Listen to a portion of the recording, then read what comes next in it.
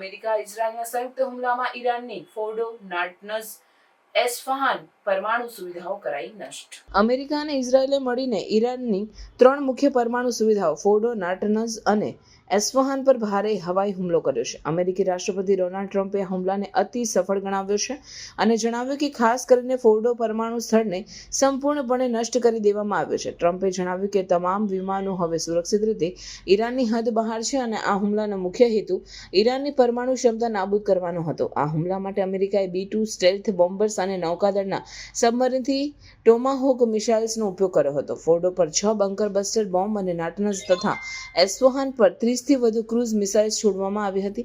ટ્રમ્પે જણાવ્યું કે હુમલો ઇઝરાયલના પરમાણુ હથિયારો પર નિયંત્રણ લાવવાનો પ્રયાસ છે અને હવે ઈરાન સામે વધુ લક્ષ્યો પણ બાકી છે. ઈરાનની પરમાણુ એજન્સીએ હુમલાની પુષ્ટિ કરી છે અને જણાવ્યું છે કે તેમનું કામ અટકશે નહીં. બીજી તરફ ઇઝરાયલના વડાપ્રધાન બેન્જામિન નેતન્યાહુએ ટ્રમ્પના આ પગલાંને વધાવ્યું છે અને કહ્યું છે કે આ પગલાંથી ઇતિહાસ બદલાશે. ટ્રમ્પે પોતાના સંબોધનમાં ચેતવણી આપી કે જો ઈરાન શાંતિનો માર્ગ પસંદ નહીં કરે તો આગળના હુમલા વધુ ઘાતક અને સરળ હશે. આ હુમલાથી મધ્ય પૂર્વમાં તણાવ વધુ વધી શકે છે અને ઈરાન તરફથી US નેવી અને તેના સહયોગી દેશોના જહાજો પર પ્રતિકારની ધમકી પણ મળી છે. પશ્ચિમી દેશોની રાજદ્વારી પ્રયાસો હાલ નિષ્ફળ રહ્યા છે અને હવે સમગ્ર પ્રદેશમાં યુદ્ધનો ભય વધુ ઘેરો બન્યો છે.